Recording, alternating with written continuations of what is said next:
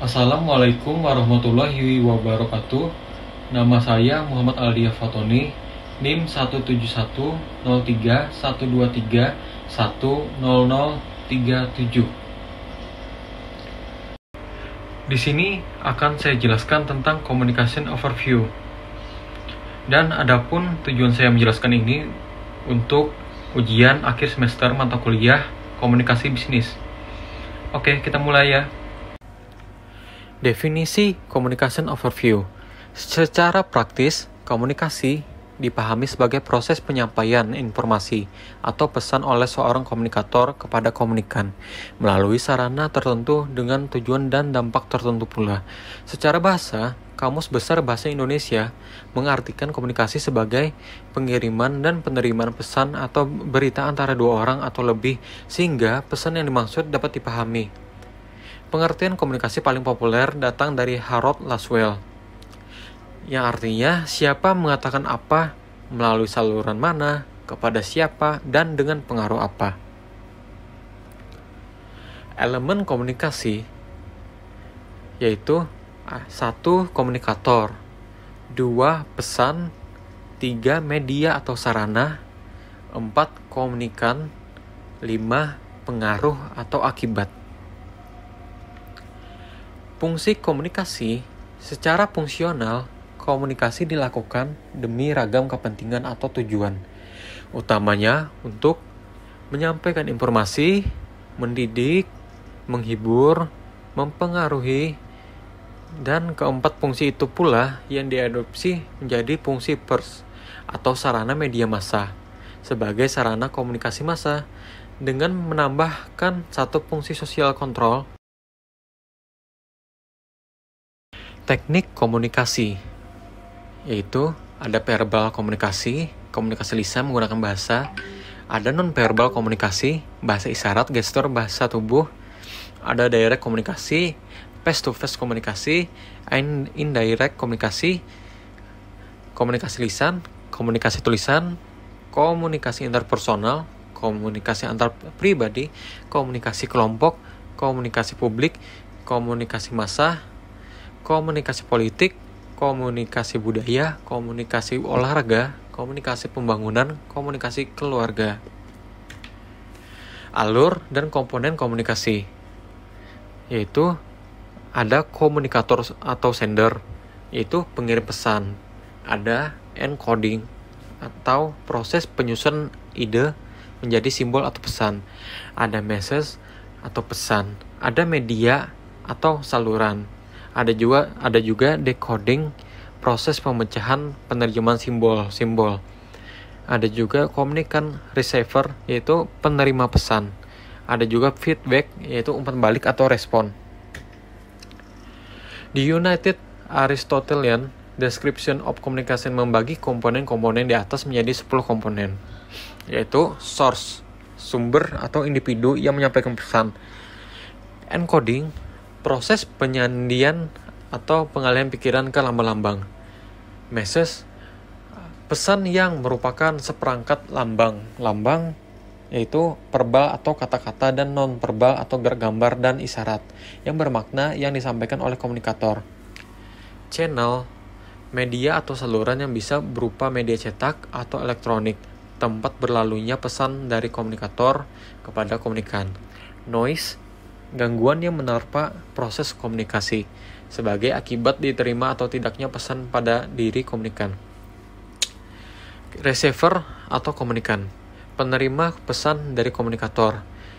Decoding adalah proses penangkapan atau penerimaan pesan oleh komunikan dari komunikator. Receiver, respon, tanggapan atau seperangkat reaksi pada komunikan setelah diterimanya pesan. Feedback, umpan balik atau tanggapan dari komunikan kepada komunikator. Dan terakhir ada konteks, yaitu situasi atau lingkungan yang mencakup rasa persahabatan atau permusuhan, formalitas atau informalitas, situasi serius atau santai. Fungsinya adalah mendidik, menghibur, mempengaruhi, dan menyampaikan informasi. Berikut adalah 3 contoh video komunikasi yang akan saya tampilkan setelah ini. Yang pertama ada komunikasi verbal, ada komunikasi non-verbal, dan terakhir ada komunikasi indirect communication. Selamat nonton. Ya, saya nggak bisa jawab ya karena banyak hal gitu. Flight controlnya dia tahu dari mana kan. Kalau flight control itu kan harus ada datanya. Kalau cuma dibilang apa dia kontak ke ATC, saya juga nggak tahu. Ada nggak bilang saya ada problem? Kan biasanya kalau kita ada problem, kita mau kembali lagi sudah airborne gitu masih dekat, saya bilang request RTB. Atau kalau misalnya perlu bantuan, pen atau mayday kalau udah harus ada. Nah kalau sekarang ini dia minta bilang flight control, saya nggak yakin. Ya nggak yakin juga ya. Mungkin bukan flight control, mungkin ada hal yang lain kan. Gimana Captain Yanto? Ini karena kurang spesifik juga Ya, ya, kurang spesifik. flight control. Flight control itu ada yang kemarin saya bilang, Ya. itu ada Faktor, aileron, ada elevator, ada rudder. Ada bagian, tapi krusial. Ini Oh iya pasti. ini krusial Iya, sekali. sangat krusial. Itu nyawa kita mas, kalau setir mobil tiba-tiba macet, mau pakai apa nyetirnya? Iya, masih ada yang secondary flight control, betul. flap Iya. itu secondary flight control. Makanya di sini cuman bilang flight control. Saya juga nggak ngerti flight control yang mana, sehingga bisa terjadi seperti itu. Apakah flight control itu ada banyak ya? Betul. Ini ya. Apakah kalau salah satu flight control tidak berfungsi itu masih bisa airborne, masih bisa dikendalikan? Kalau dikendalikan, ini saya nggambarin aja di Gimana? dunia. Coba Anda bisa bayangkan supaya kita bisa ngebayangin ini Di bagaimana dunia, flight control itu. Itu terjadi, saya lupa pesawatnya, tapi yang jelas di C-10. Itu terjadi Ya, 3 mesin. 3 mesin, terus mesin nomor 2 itu meledak. Meledak, ya. Sehingga serpihannya memutuskan semua hidrolik. Ya. Flight controlnya hilang. Flight control bisa diterbangkan, tetapi karena pesawatnya sudah steady saat terjadi itu, akhirnya ada instruktur datang ke sini. Jadi bertiga. Yang satu instruktur kalau mau belok, engine kanannya dibuka, misal belok kiri. Saya lihat videonya. Terus, ya ada videonya, ada di YouTube juga kok itu. Akhirnya diterbangkannya begitu. Dengan power, ya? Sampai mendarat. Kalau mau desain ya powernya dikurangin. Tetapi pesawatnya tetap crash. Hancur. Walaupun ada yang selamat. Tapi tetap crash. Itulah yang namanya flight control. Ya kalau saya mengibaratkan mobil, setirnya dol. Oh gimana? Kalau remnya bagus, kalau mobil, remnya itu imbang kiri kanan, di rem dia berhenti lurus. Tapi kalau remnya nggak imbang, belok kiri kanan nggak. Apalagi setirnya. Apalagi setirnya, ya semacam itu. Jadi ibarat pesawat pun bisa sama. Jadi flight control itu ada macam-macam. Flight control yang berbahaya menurut saya punya pengalaman. Tahun 80-an, 85 ke atas saya lupa. Saya terbang dari Semarang ke Jakarta. Yang pertama take off Burak pakai HS 748. Terus Pelita Air take off pakai Fokker 28. Saya Kapten Fokker 28 take off ketiga. Terus semua tujuan Jakarta. Selisih waktu memang. Tapi HS kan ya mohon maaf kan rada pelan nih karena Pesawat Baling-baling. ya baling-baling. Nah, Pelita nomor 2. Saya nomor 3, rada jauh sama Pelita. Nah, waktu itu ada call mayday. Saya merinding nih kalau karena saya dengar sendiri call mayday. Call-nya gemeter, dibilangnya Burak problem flight control. Tapi saya aja nggak tahu flight control apa. Mayday kan, kita semua diem. Saya dipanggil sama Jakarta Control. Posisimu di mana? Saya waktu itu mendekati Charlie Alpha. Charlie Alpha itu Cirebon. Ya, dekat Cirebon. Saya disuruh ngejar pesawat itu untuk ngelihat. Tapi saya bilang, saya jauh. Di depan saya ada Pelita. Pelita akhirnya disuruh mendekat. Karena jet ya ngejar lah ya. Ngejar. Terus apa yang saya dengar dari komunikasi? Anda mendengar emergency frekuensi itu ya? Iya jelas, kita kan dengerin. Apalagi saya pernah dipanggil untuk deketin, kan jauh nih. Cuma dari pendengaran itu, Pelitanya bilang apa dideketin? Itu elevatornya ngeplek. Ngeplek tuh jadinya elevatornya begini. Nah, Oblak Kan gitu. kira-kira gitu, oblak. Itu akhirnya elevatornya lepas, buruk jatuh, crash. di depan mata Anda. Ya enggak, Ya saya maksudnya nggak lihat, di tapi depan. di range apa? ya di range saya Iya. itu makanya saya tadi merinding. Ini masih kalau ingat itu, jadi seorang pilot denger Mayday itu aja merinding. Itu teman kita. Ya. Kita harus memberi bantuan semaksimal mungkin. Ya. Nah, jadi saya bilang kalau flight control ini kan libatannya banyak sekali. Oke. Ini pengalaman yang saya dapatkan. Itu terjadi seperti itu. Dan memang itu crash juga faktanya. Dan, tapi itu tahun 80-an. Oke. Saya terbang tahun 77. Harusnya dengan apa namanya teknologi sekarang kemungkinan terburuk itu sangat bisa diantisipasi gitu, Captain. Tapi ada beberapa nanti kita akan bercerita soal pengalaman-pengalaman seperti ini menarik sekali, Captain. Tapi ada beberapa hal yang harus diklarifikasi, Captain Edward, terutama tentang adanya dugaan bahwa pesawat ini sebenarnya sudah rusak dari Denpasar menuju Jakarta, kemudian quote unquote ini yang beredar, Cap, gosip-gosipnya dipaksakan terbang. Ada logbook atau maintenance book yang beredar di media massa seperti ini. Nanti Captain Edward mungkin bisa mengklarifikasinya, boleh ditampilkan maintenance booknya. Oke, apa bacaannya seperti apa, Cap? Apa yang dikatakan di sini? Masalahnya apa? Seberapa major masalah ini? Saya nggak lihat itu as altitude disagree shown Soon after take off. Oke. terus yang bawah apa tuh? Fuel Feel different pressure, Oke. light illuminate. Oke. Ya. Nah, pertama-tama ya saya sangat sedih ya, ini yang boleh lihat cuman captain sama engineering. Tapi kok bisa seluruh dunia sekarang bisa mengakses ini. Ya. Nah ini setiap kita selesai. Harusnya ini rahasia, Cap? Oh rahasia lah. Sesudah kita selesai terbang, itu kan kita mengecek kalau ada kerusakan atau ada kelah namanya. bikin report. Kita harus bikin report. Apapun itu, sekecil apapun. Misalnya lampunya putus, tulis ke teknik, lampunya ini putus, nanti tolong diganti. Dan ini kosong, ini berarti sebelum dijawab. Jadi kalau sudah dikerjakan itu ada jawaban di corrective action namanya.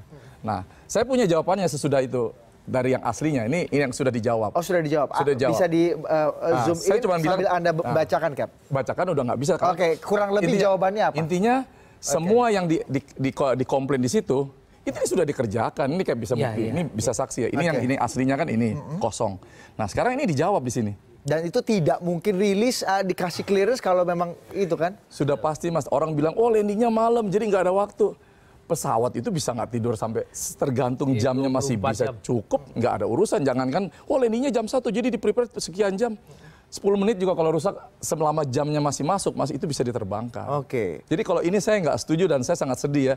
Ini Tolonglah. bisa beredar gitu, Cap. Beredar. Dan apalagi jawabannya ini juga tidak beredar. Jadi Ini orang nggak beredar. Ya orang mengiranya lagi-lagi, Cap, ini bisa sampai kata Anda seluruh dunia tadi tahu. Saya karena penas, iya dong, kita malu lah sebagai bangsa yang besar. Dan Anda harus klarifikasi di sini supaya semua clear gitu, Cap. Betul, karena saya sedih apa? Saya langsung bilang ke teknik, itu ke siapa? Akhirnya ini Cap sebelum dijawab. Saya selama berapa hari ini kan saya terus terbang nih semenjak Senin, Selasanya saya langsung terbang. Sampai hari ini baru pulang nih saya kan. Saya pengen tahu gitu loh, ini bukannya mengetahui kenapa pesawat itu celaka, tapi saya pengen tahu ini apa sih semua kok orang jadi digoreng sana, digoreng sini. Saya ini pilot yang profesional nggak bisa ditawar-tawar mas. Betul. Kalau dalam safety gitu loh. Semua pilot saya rasa teman-teman saya baik yang senior, yang junior, apalagi ini kan masih captain junior atau masih mungkin 10.000 jam lah saya nggak tahu. Dia pasti 6.000 ya. Enggak, maksudnya yang sebelum ini menerbangkannya kalau saya lihat mungkin seangkatan sama almarhum. Tapi nggak mungkin dia mau menerbangkan. Oh dibilang wah udah rusak dipaksakan terbang. Wah. Ini pengetahuan yang perlu sekali untuk dijelaskan, Cap, kepada halayak ramai ini ya. Kalau ngelihat logika seperti ini kan kadang-kadang orang awam suka ya terpapar gosip, kemudian mudah percaya, diombang-ambingkan terutama media sosial gitu kan.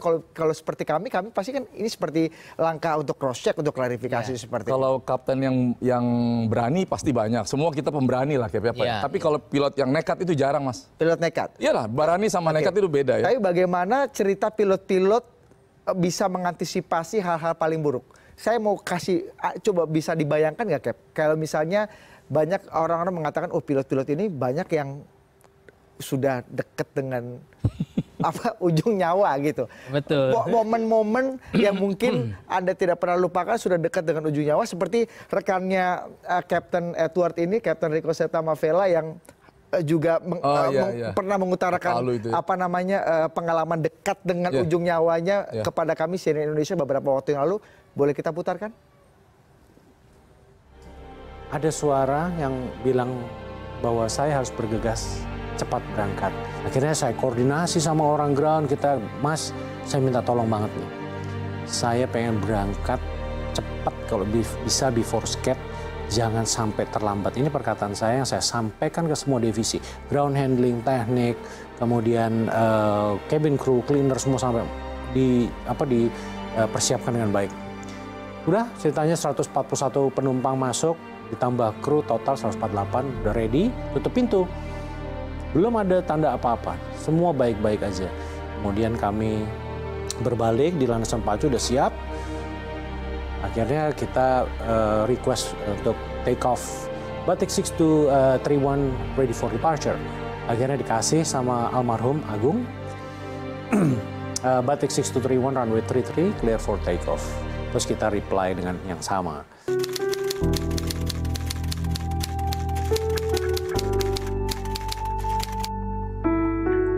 Di 1.500 kaki, saya melihat ke kiri ada lautan itu yang bergejolak. Tapi saya pikir itu fenomena apa sih juga nggak tahu. Kayak saya abadikan. Kami nggak tahu kalau itu tsunami. Kami call lagi ke pengatur udara Mutiara Tower, Batik 6231. Berkali-kali saya panggil. Setiap 1.000 kaki saya panggil sampai ke atas. Sampai saya bilang, ini kayaknya lagi sholat atau lagi ke toilet nih. Gitu. Tapi kan nggak mungkin pengatur udara bisa ninggalin situ. Setelah selesai film itu durasinya cuma 11 detik. Kalau saya tahu itu bencana, pasti akan saya abadikan terus.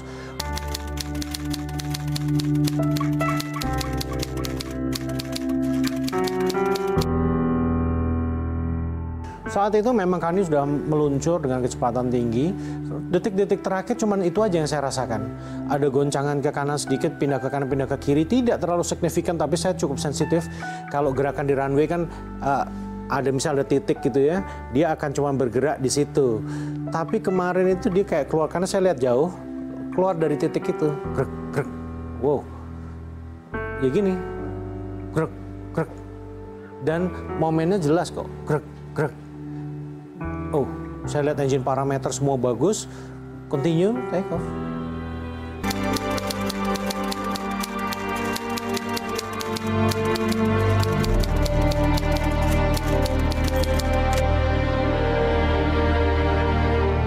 Intinya sangat-sangat berbahaya.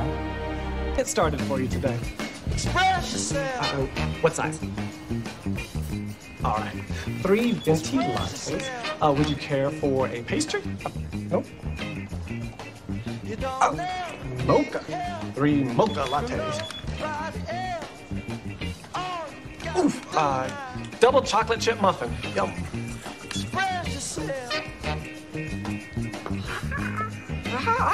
You want 3 Paul McCartney CDs. Awesome. You know, I love the Beatles. They are my life. So assassination. Abraham Lincoln. You, me, gun, shoot. 3 shots. I know, I'm a little slow today. All right, so 3 lattes, 3 mochas, double chocolate chip muffin, and 3 shots. No assassinations. Oh, and 3 Paul McCartney CDs. That's gonna be 6812.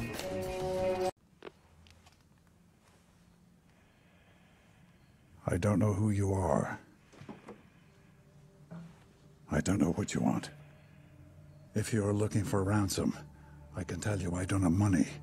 But what I do have are a very particular set of skills. Skills I've acquired over a very long career. Skills that make me a nightmare for people like you. If you let my daughter go now, that'll be the end of it. I will not look for you.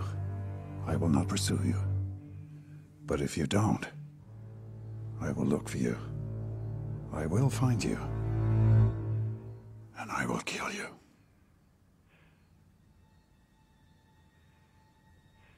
Good luck.